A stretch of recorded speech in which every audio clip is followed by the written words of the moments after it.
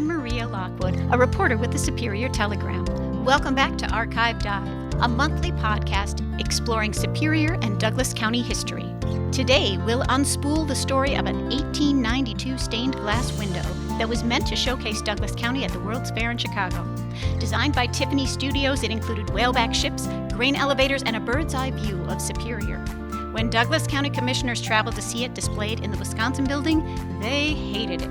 They called it a perfect botch, demanded Tiffany remove the window, and commissioned a new one. No photographs of the window exist, just a sketch. Where it is now remains a mystery. We'll also learn about the only passenger whaleback ever built, the Christopher Columbus, which was built in Superior. Local historian Teddy Moronic is here to give us the details of this missing marketing attempt and the passenger whaleback.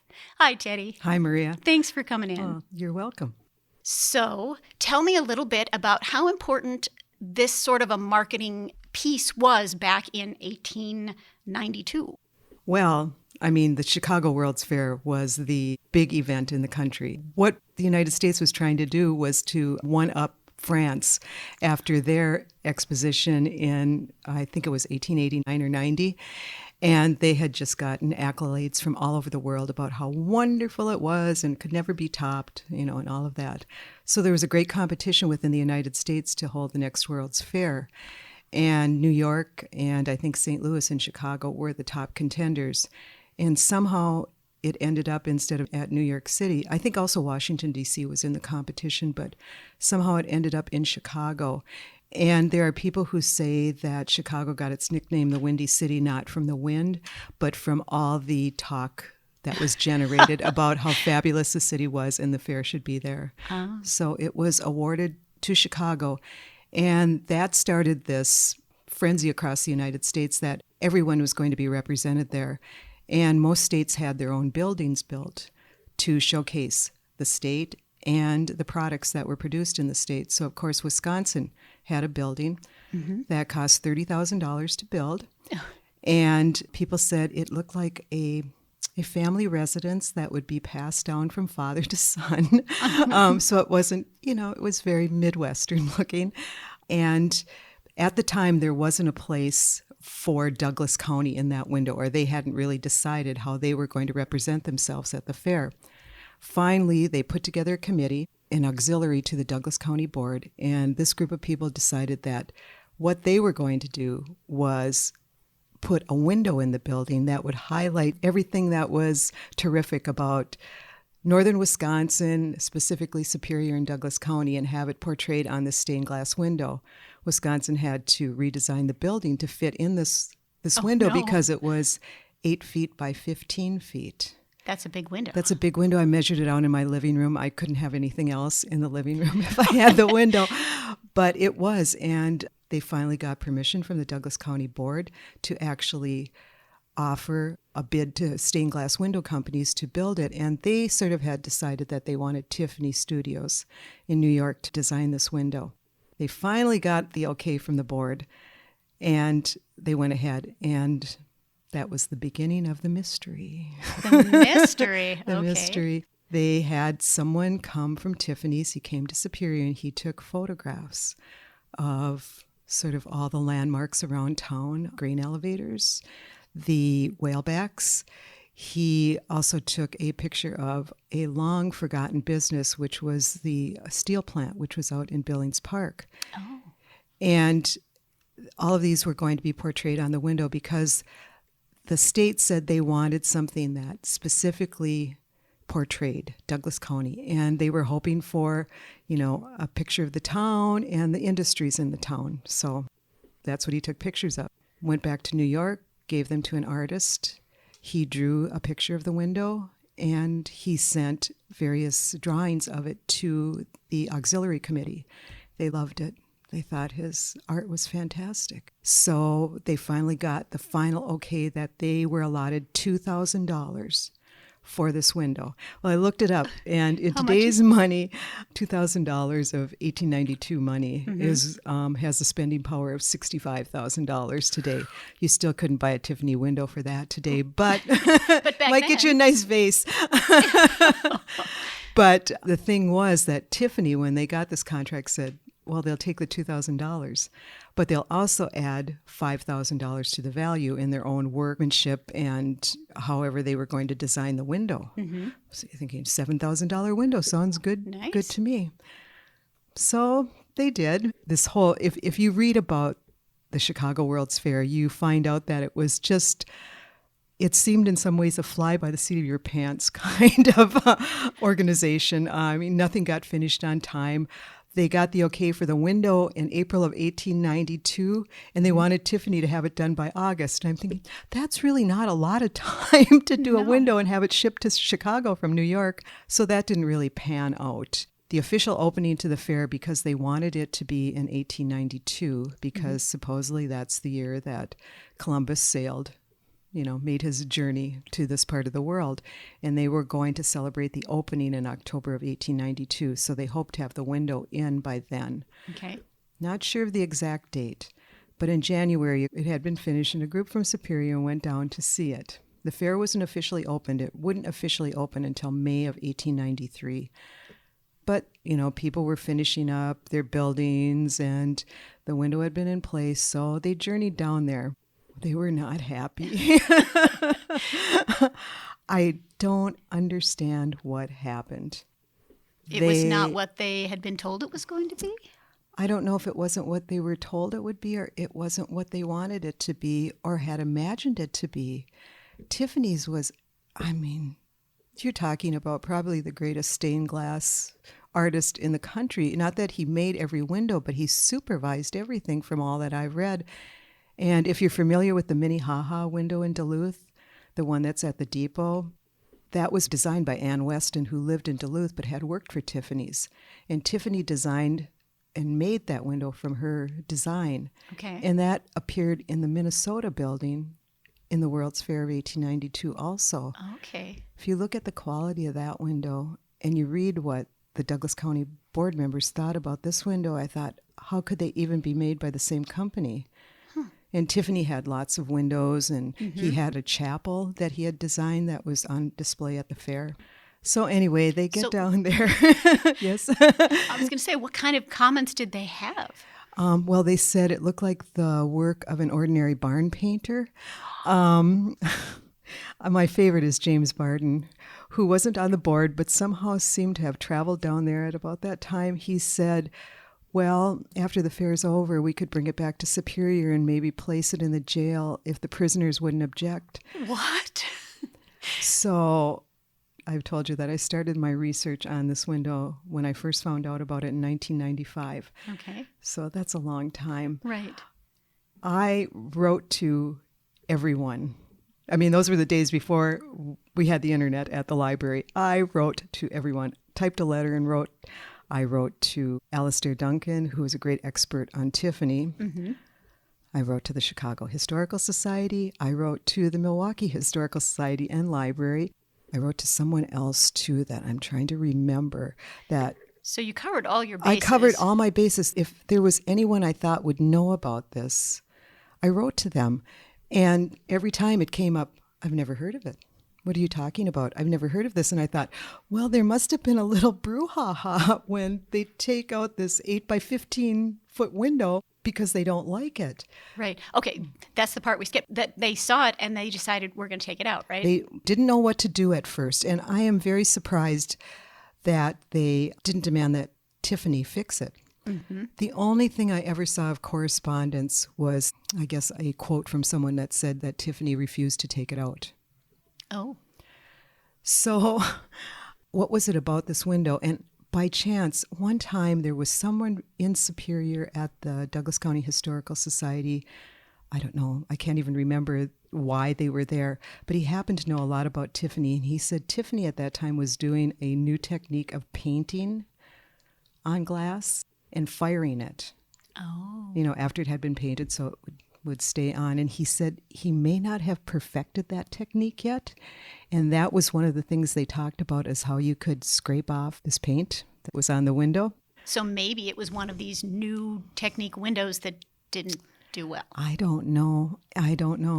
I wish I had the answer to this, because Apparently, they took it out because Okay. they purchased a new window from a Milwaukee company, had them come to the fair in late June, early July of 1893, and replace the Tiffany window. They packed up the Tiffany window and they sent it to, I think it was the Lincoln Storage and Van Company in Chicago, and said, hold it till the end of July. They were going to pay probably the rental cost on storing it there till the end of July, and then it was going to be shipped to Tiffany's.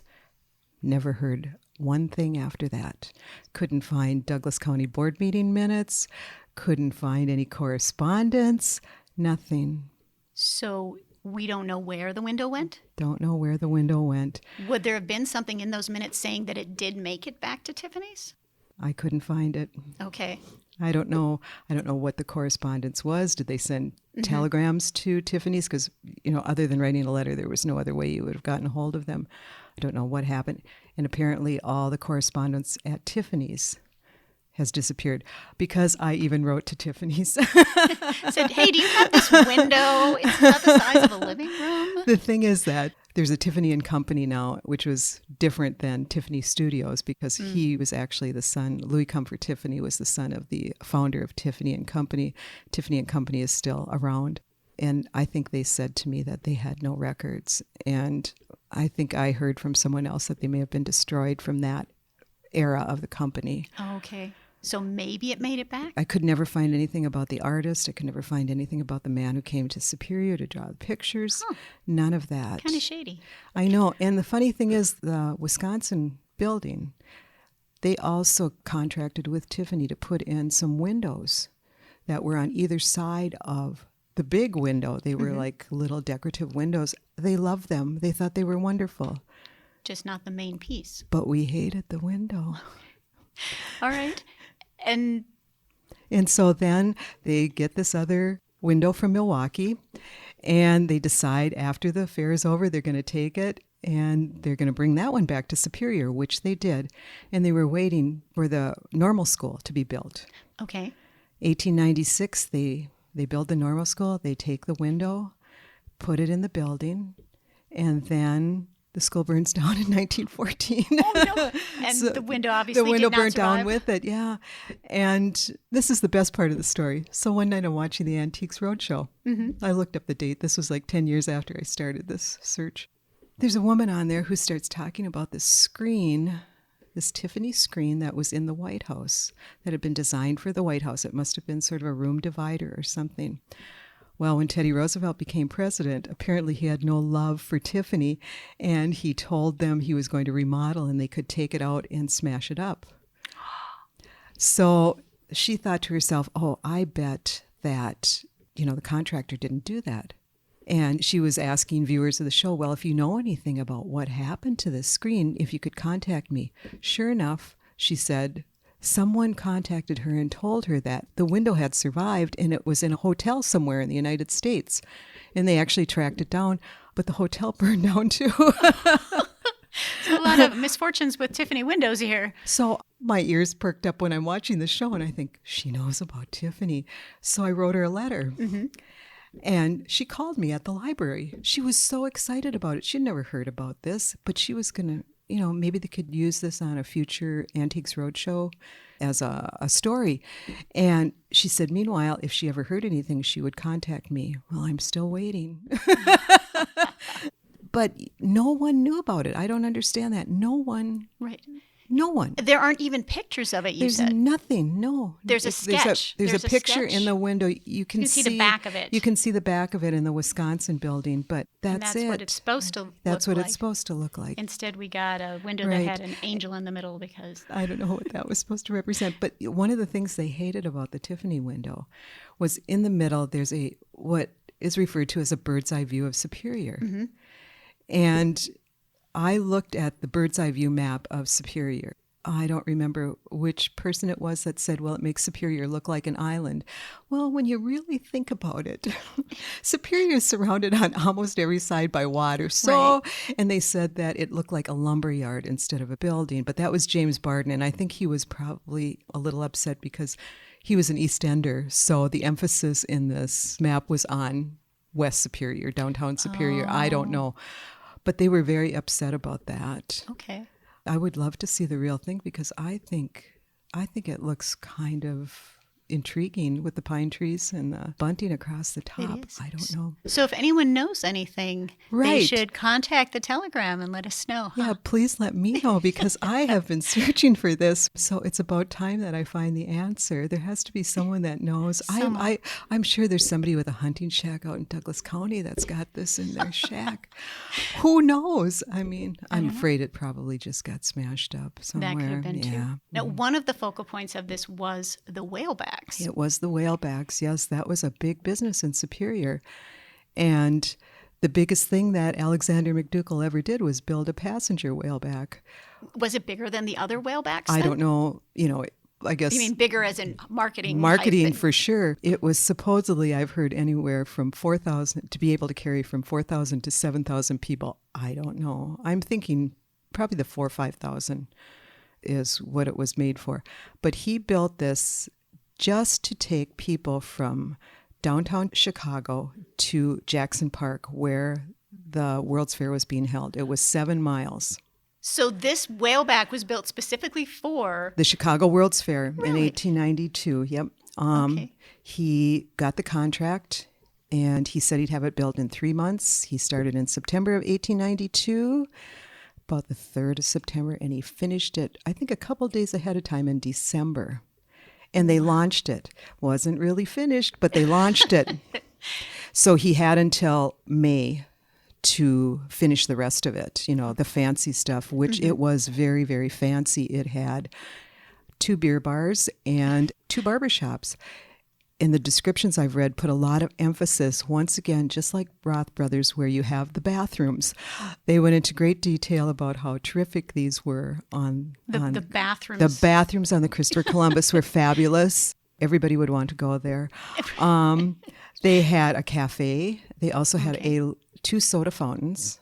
And between the 2 soda fountains, I guess there was a fish tank. And I'm thinking, oh, tropical fish. No, they were stocked with Lake Superior trout. Trout.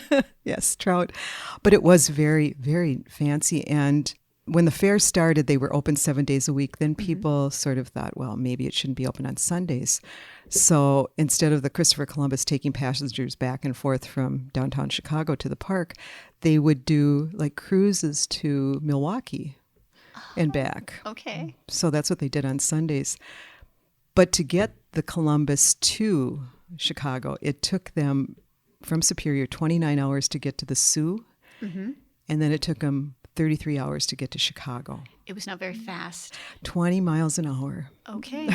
It was made for cruising. It was made for cruising and beauty, and it was quite beautiful, I'm sure, especially the interior. Right. Do they have many pictures from back then? I think Frank Hayes, who was the son of one of Superior's early pioneers, Hiram Hayes, worked on it, and I think there are pictures that he took. They're not terrific because photography and indoor photography in those days is a bit dicey. But to me, it sounded fabulous, and they had a ballroom. Do they hold dances? I don't know. 7 miles isn't a lot to do. No, I mean, there's but not at a lot of 20 time to do miles it. an hour, That's that's true. And I was telling you earlier that in Superior they referred to it as McDougall's swan, his white swan, because it was painted all white, and other people called it the passenger pig because whalebacks are known as pig boats because of the shape of the front end of the boat. Okay. Was the Christopher Columbus, was it built before or after the meteor? I think it was built before. Okay. 1892. Yeah, McDougall moved over here in 1890 from Duluth. Okay. So it could have been built in Duluth? No. No, we don't want to start that rumor. No, it was built in Superior. I heard 500 men worked on it. Wow. At one time. And it was done in 3 months. 3 months. 3 months, because the other thing that helped McDougall at that time was the beginnings of the iron and steel works out in Billings Park, which he was, I don't know if he was a partner, but Franklin Roosevelt's father was, James Roosevelt was one of the investors, also John D. Rockefeller. So there's a lot of money behind it. That's probably one of the reasons why they could build the whaleback so quickly, is because they had steel available here in Superior that could just be carted over to the shipyard. And the whole idea for this, McDougall's idea in the beginning was that he was going to build these whalebacks because they were carriers of iron ore. And so here we are on Lake Superior, with the iron ore on the Iron Range, and that was going to be an easy way to transport that iron ore. And we could also use it to make steel over here in the steel plant in Billings Park. They had it all figured out that there were going to be cities that were going to grow up around not only the whalebacks, but the whole steel industry, and maybe bring some of it towards this part of the country instead of the East Coast. How many whalebacks did he end up making? He made 43. He made all but 4 in Superior. Wow. So, okay. yeah, Duluth didn't give him the property he needed to continue, making these boats. So Superior was more than happy right. to welcome him to our shore. Definitely. Mm-hmm.